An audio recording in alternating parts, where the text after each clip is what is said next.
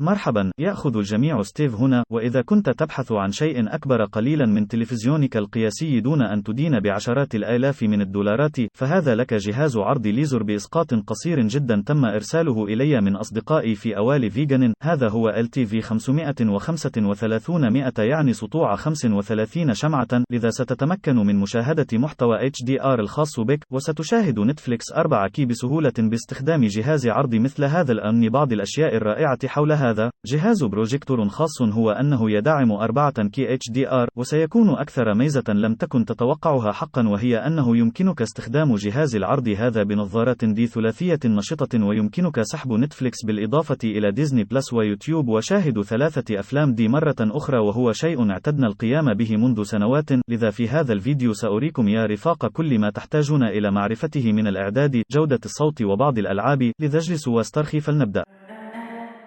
واو واو.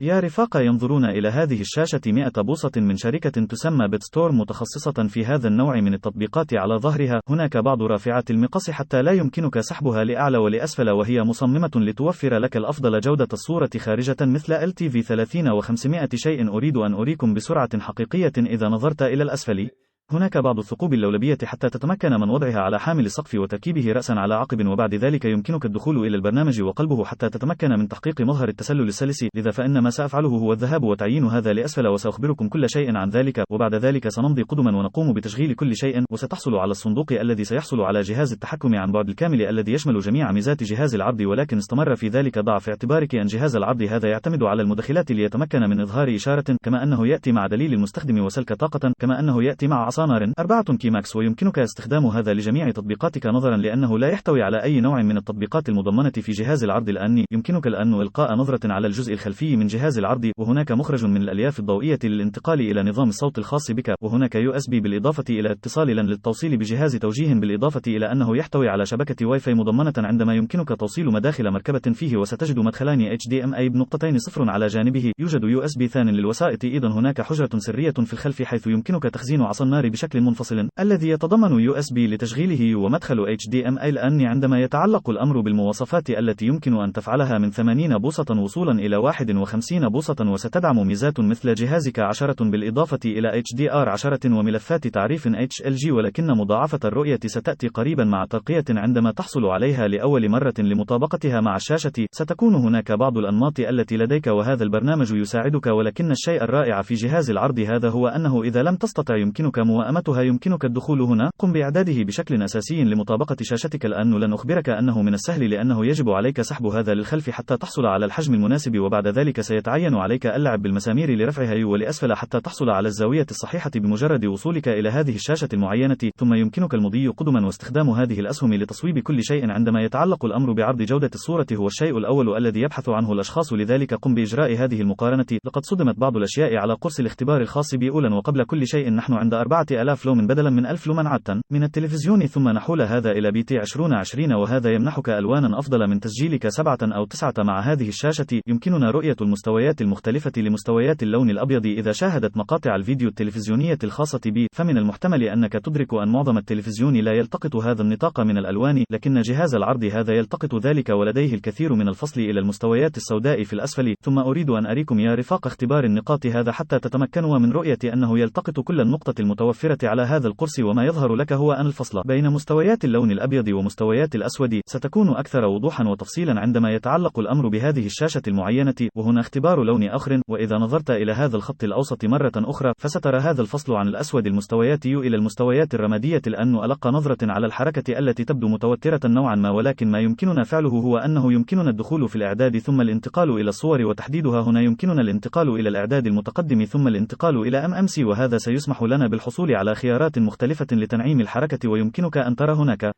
ما عليك سوى الانتقال ذهابا وإيابا إلى الشخص المنفرد إلى أي مدى يصبح أكثر وضوحا، وسيكون هذا رائعا لتعديله للرياضة أو أي نوع من الأفلام، حيث تحتاج إلى نوع من التحكم في الشاشة. وعندما يتعلق الأمر بالازدهار في جهاز العرض، هذا يقوم بعمل جيد حقا على ما أعتقد، فقط لأن الليزر الخاص به لن ترى ذلك بقدر ما سترى على تلفزيون بإضاءة خلفية. ولكن الشيء الأكثر إثارة للإعجاب في وجود جهاز عرض مثل هذا هو زوايا المشاهدة التي حصلت عليها حرفيا على الجانب، وبدا جيدا تقريبا مثل الوقوف أمامه تماما. لذلك ستكون سعيدا بالتأكيد، لأن الشيء التالي الذي أريد القيام به هو أن أريكم يا رفاق بعض الصور من جهاز العرض التي أقوم بتسجيلها مباشرة على الكاميرا الخاصة بالآن. سنخبرك أن الألوان مشرقة حقا، إعادة حية ومفصلة، وهذا بفضل تلك الحياكة المتاحة و530. وعندما تنتقل إلى المقارنة، يمكنك أن ترى أن محتوى HDR ينبثق حقا أيضا. والشيء الوحيد الذي أدهشني هو مدى حبر المستويات السوداء.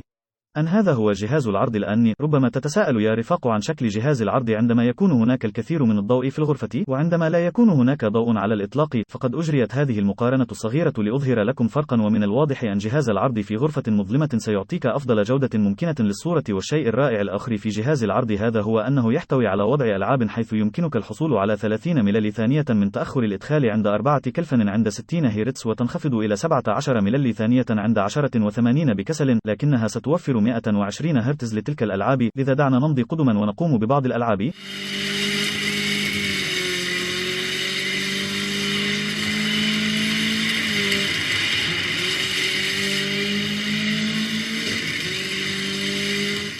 لذا، إذا كنت لاعبا، فأعتقد أنك ستكون سعيدا بالنتائج التي تحصل عليها من جهاز عرض، أليس الآن؟ فلن يكون سريعا مثل شاشة، ولكن بالنسبة لجهاز عرض ولديك شاشة كبيرة، ستشعر بالرضا بعد ذلك. الشيء الذي أريد التحدث عنه هو نظام الصوت، لذا فهو يدعم EARC حتى تتمكن من توصيل HDMI لشريط الصوت. ولكن ماذا عن السماعات المدمجة؟ فلنستمع.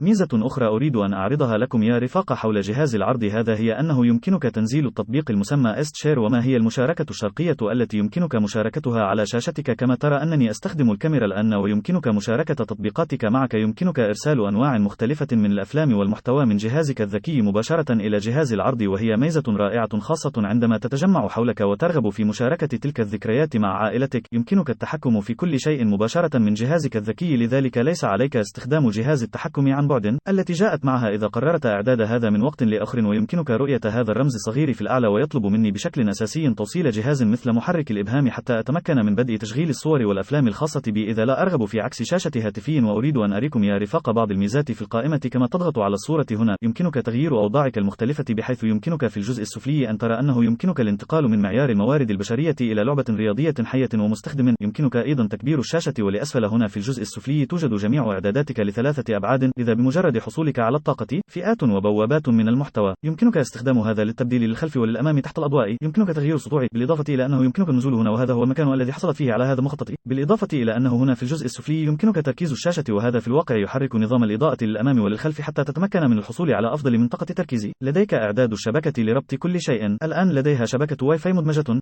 لقد تقدمت وربطته حتى نتمكن من إجراء تحديثات عبر الهواء. إنه يدعم البلوتوث، لا مشكلة. وبعد ذلك لدينا بشكل عام من لغاتك وإعدادات الطاقة الخاصة بك، بالإضافة إلى العناية بالعيون حتى تتمكن من تقليل السطوع. لذا من الأفضل لعينيك. يتيح لك CES التحكم في أي شيء تقوم بتوصيله به، مثل عصا نيران الأمازون. كما أنه يحتوي على ميزة مع المستشعرات الصغيرة في المقدمة حتى تتمكن من الحصول عليها في أي مكان. إذا اقترب شخص ما من جهاز العرض، فسيقوم بإيقاف تشغيل الشاشة تلقائيا حتى لا تتلف عينيك. ولكن كما يمكنك أن ترى جهاز عرض مثل هذا وهذا يمكن أن يكون بالتأكيد مغيرا للعبة خاصة بالنسبة لحجمه، أعني إلقاء نظرة على هذا يبلغ طوله 100 بوصة، ولكن يمكن لجهاز العبد هذا أن يصل طوله إلى 150 بوصة. لذا إذا كان لديك في الغرفة يمكنك الحصول على شيء يتجاوز ما يمكنني الحصول عليه في هذه الغرفة بالذات الآن، هذا هو 35 التي عرضتها لك على الفيديو. ولكن إذا كنت تريد توفير القليل من المال فإنهم يكسبون 2500 لها نفس الميزات تماما، باستثناء أنه بدلا من 500 شمعة فإنك تنخفض إلى 1000 شمعة، لذا لن تكون مشرقة ولكنها ستؤدي جميع الوظائف بما في ذلك 100 بوصة الآن. إذا كنت مهتما يا رفاق سأترك روابط كل ما تحدثت عنه في هذا الفيديو، وإذا كان لديك أي أسئلة فتأكد من ترك ذلك بالأسفل. تواصل مع ستيف. شكرا جزيلا على المشاهدة، وسألتحق بكم يا رفاق في الشخص التالي.